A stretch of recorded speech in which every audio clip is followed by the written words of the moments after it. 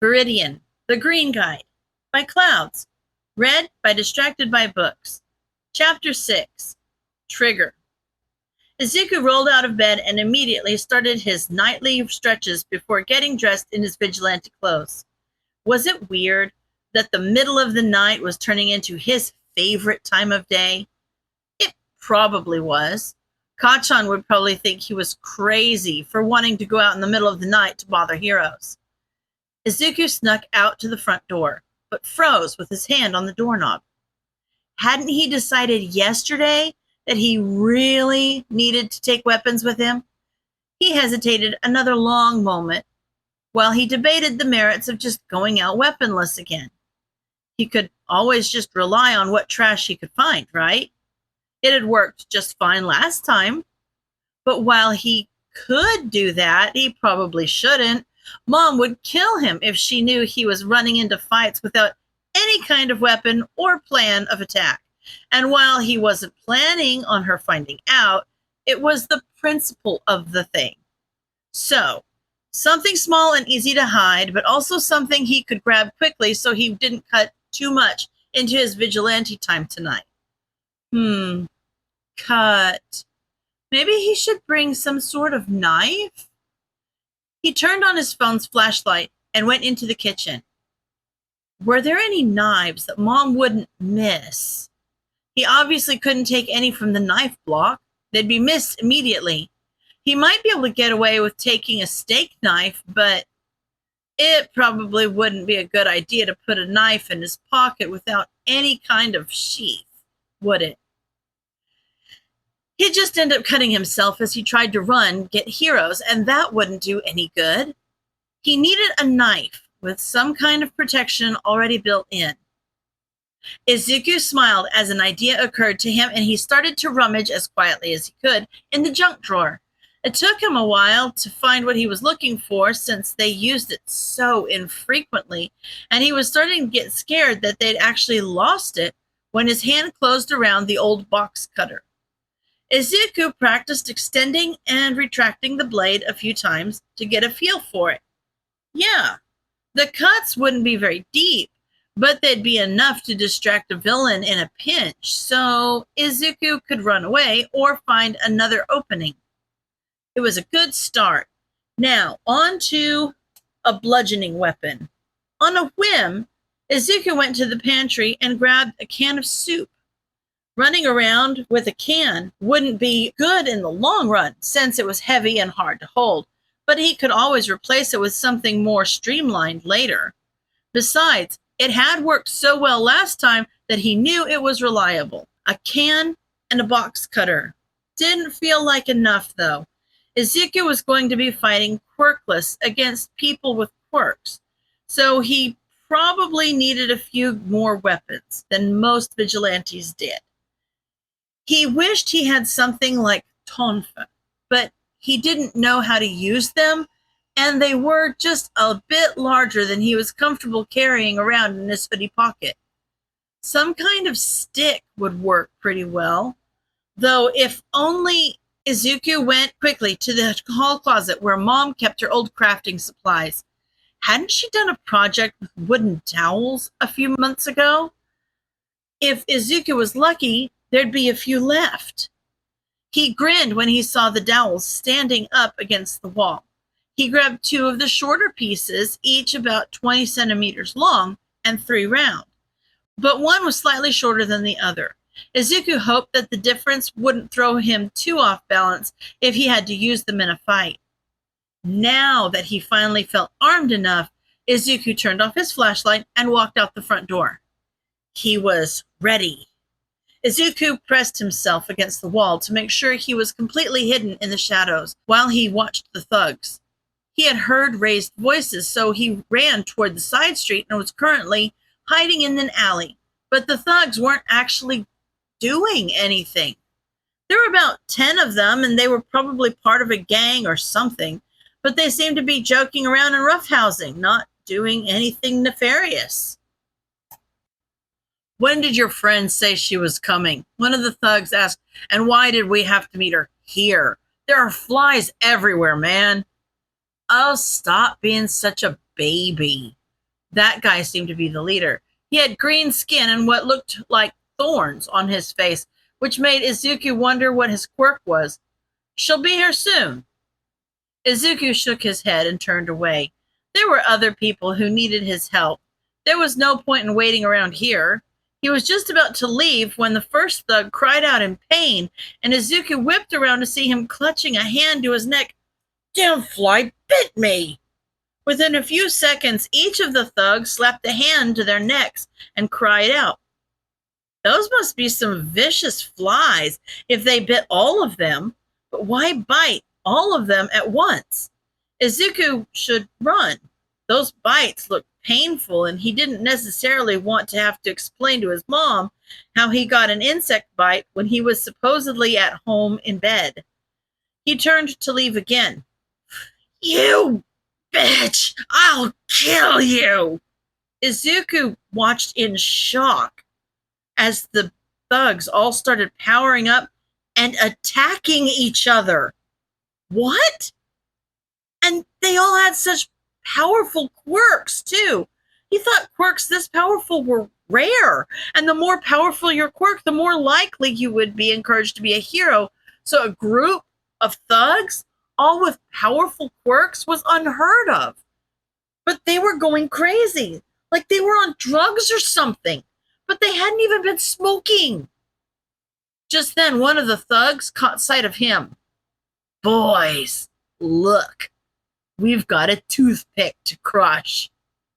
Izuku froze and swallowed thickly as every one of the thugs turned toward him. "Time to run." Shota crouched on a rooftop overlooking the bar district. Normally, this was Amplifier's territory, but she'd come down with the flu and had to call in sick, so Shota had agreed to cover her shift. He would usually be trying to track down leads on the Trigger case, but he hadn't gotten any new information recently. He was starting to get frustrated with the whole thing. Trigger had been in Japan for years now, and so far, they had only been able to arrest low-level thugs and pawns, and were no closer to finding the people behind the villain factory. He wouldn't admit it, but Shota was scared. People didn't do things for no reason, so there had to be some eventual goal to using drugs to temporarily turn normal people into powerful villains. But Shota couldn't see it. Trigger, on its own, was bad enough, but the stuff it was sometimes cut with made the user violent and prone to attacking anyone in sight. And that wasn't even counting the people who had been abducted and their bodies modified to accommodate their more powerful quirks. Hopefully, the people behind the villain factory weren't doing this to gear up for some major attack, but there was no way to know if they were. The dealers didn't know anything about the production of the drug, and even those higher up on the supply chain hadn't known anything about the kidnappings. Shota was just ready for this case to be over already. He was sick of not knowing anything. There was a crash to his left, and Shota turned to see a kid running as fast as he could as he was chased by a mob of powered-up villains. The kid was wearing a green hoodie and goggles and kept glancing around as he ran like he was looking for someone. Was this the new vigilante Amplifier had told him about? It must be, but didn't Viridian lead heroes to villains and not the other way around? As the group got closer, Shota decided it didn't matter much. He needed to stop them before any civilians could get injured, which in the bar district was a distinct possibility.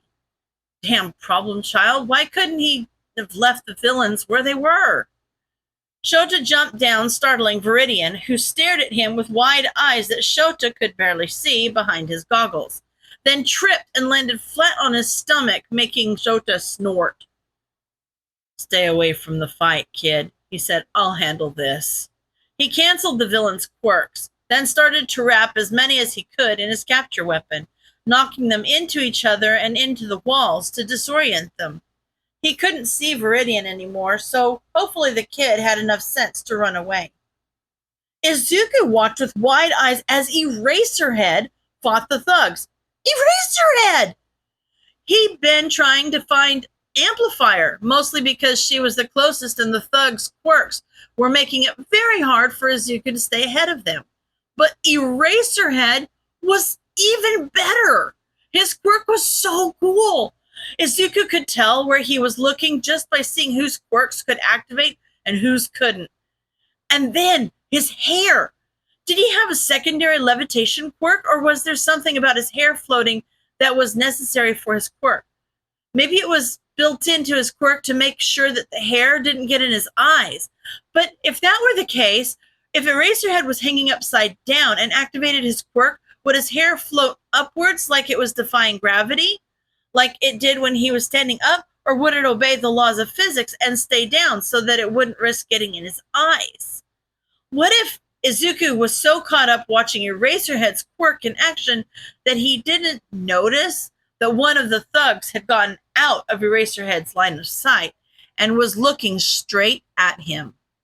Izuku yelped as a tentacle wrapped around his ankle and started pulling him towards the grinning villain, who apparently had a squid quirk that gave him tentacles for hair.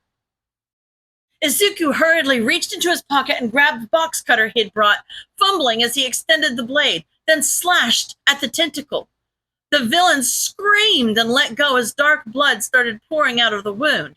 He growled at Izuku, who was holding his knife in front of him like a lifeline, then launched several tentacles at once. Izuku slashed and dodged as many as he could, thankful that he was used to dodging explosions. He managed to cut quite a few of the tentacles that were attacking him, but the box cutter wasn't long enough to cut them off. Not that Izuku really wanted to do that anyway. If he cut them off, would they grow back? Or were they like an arm that once it was severed was gone forever? He really needed to stop getting distracted by interesting quirks, because just as he was getting into a rhythm fighting the tentacle villain, another came up and hit him between the shoulder blades, throwing him to the ground and making him lose his hold on the box cutter. He looked up to see a villain with bulging muscles looming above him. This wasn't good. Well, he didn't have any ranged weapons, but his best option was the dowels. Probably since he had lost his knife.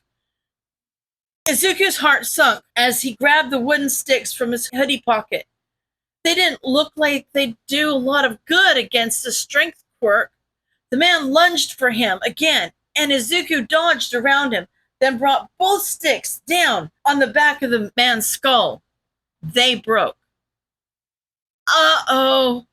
Izuku gulped as the man slowly turned around and glared at him. This was it. This was how he died. Wait, was he deflating? I thought I told you to get away, kid. Suddenly, the man was wrapped in Eraserhead's scarf and pulled out of the way to reveal the hero himself, staring down at Izuku with an exasperated expression.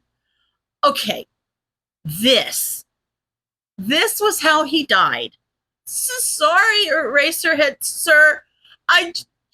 A movement behind Eraserhead caught Izuku's eye, and he realized that the tentacle villain hadn't been taken down yet and was going to grab Eraserhead. Izuku didn't have time to think before he was rushing forward. His dowels may be broken, but they had splintered when they broke, which made them more like stakes. He didn't need to completely defeat the villain. He just needed to immobilize him for long enough for Eraserhead to erase his quirk.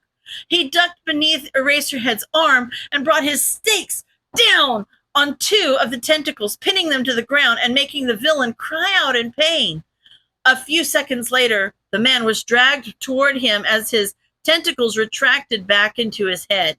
Izuku looked up behind him and could barely see a glint of red behind the gold goggles. Eraserhead waited a few seconds to make sure that the villain wasn't getting up. He must have passed out from the pain once his quirk was erased. Then turned his glare toward Izuku. You must be Viridian. Izuku winced. I didn't ask for that article, I swear. I'm so sorry, Eraserhead. I was going to get Amplifier when these guys just started going crazy all of a sudden. But then one of them saw me, and then Wait, Did you say they went crazy all of a sudden? Izuku nodded and shrunk a little when he saw the scowl deepen on Eraserhead's face.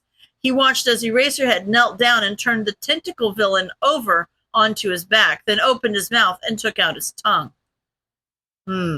Black. Figures.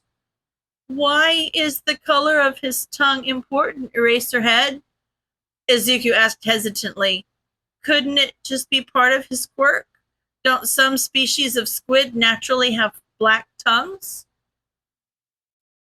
Eraserhead looked at him appraisingly. True. But why don't you check one of the other villains? I doubt you can justify them all having black tongues naturally. Izuku slowly made his way over to one of the unconscious villains and looked at his tongue. Sure enough, it was black. But the color's fading. Eraserhead nodded. It's the drug. It's called Trigger. You can tell who's addicted because the tongue stays black. These guys must have just shot up the one time. But they didn't shoot up, Izuku said. Eraserhead froze. What? Izuku fidgeted under his stare. I was watching them. They weren't using needles or anything before they went crazy. They weren't even smoking. Eraserhead frowned. Strange. Eraserhead, sir? Izuku fidgeted again. I'm sorry for getting in your way. Eraserhead sighed. Just call me Eraser, kid. And while I wish you hadn't gotten involved, you managed to hold your own. Stay out of fights, kid. You don't want to die. Izuku waited for probably a moment too long before nodding and running away. Izuku tucked himself back into bed after tending to his injuries for the night and thought about those weird thugs. Eraser said it was some kind of drug, but how did they get exposed to it? Izuku shook his head. He should leave the investigation to Eraser and the police. He would just get in the way. Right as he was falling asleep, he remembered what one of the thugs had said right before going crazy. There are flies everywhere. Weren't flies supposed to be asleep at night? Huh. Weird. End of chapter.